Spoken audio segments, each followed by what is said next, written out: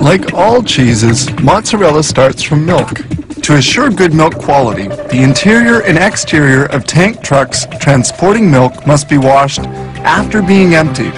A tank such as this one can carry an average of 30,000 liters of raw milk at a temperature of 3 or 4 degrees centigrade.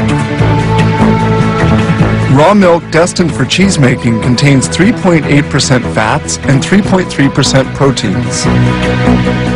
They store the milk and whey, a milk byproduct, in these immense silos, each with a capacity of 225,000 liters.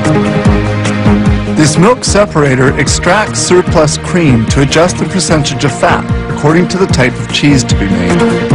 Fabrication begins with this tank, which feeds the pasteurizer. Pasteurization sterilizes beverages which can easily ferment. Milk samples are drawn off to precisely determine their milk fat and protein content. Tests are carried out in this laboratory where they impose controls. These test tubes contain milk samples which will undergo microbiological analysis. Milk quality must be impeccable.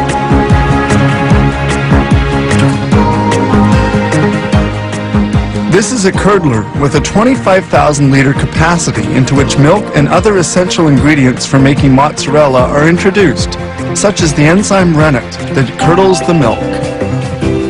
This mix must be well stirred and cooked. The agitators are used to cut the whey into little lumps. This step takes about 30 minutes. The temperature of the tanks depends on the type of cheese they're making. Agitators continue stirring the milk. Once cooking is done, the whey is pumped onto tables to be drained. It stays there for about 25 minutes. The solid and the liquid are now well separated.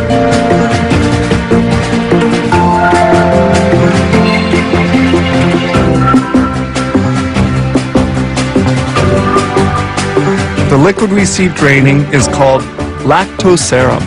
The lactose serum will be concentrated and transformed into milk byproducts.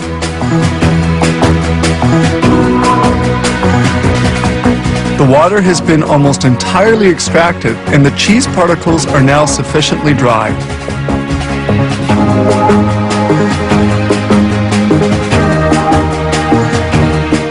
This large automated blade then moves cheese particles towards the next step. That is, toward the molder.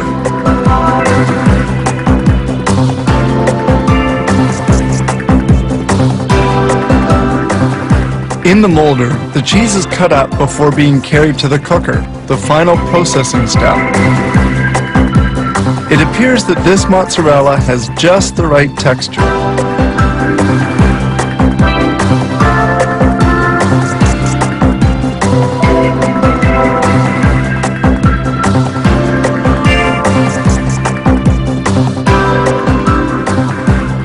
The cheese finally arrives at the molder, which will give it the proper shape.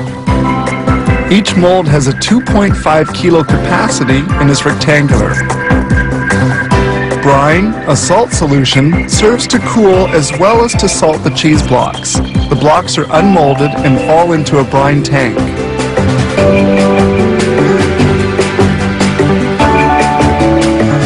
Following on, the cheese blocks will remain in another brine solution for a while.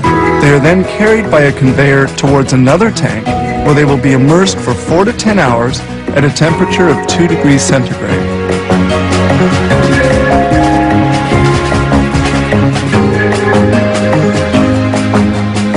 Sprays of brine remove the foam which forms at the surface of the tank. The 30,000 liters of milk that we saw coming in by truck at the beginning have enabled them to produce some 1,400 blocks of cheese in only 8 to 12 hours. The cheese blocks are finally vacuum packed, ready for shipment.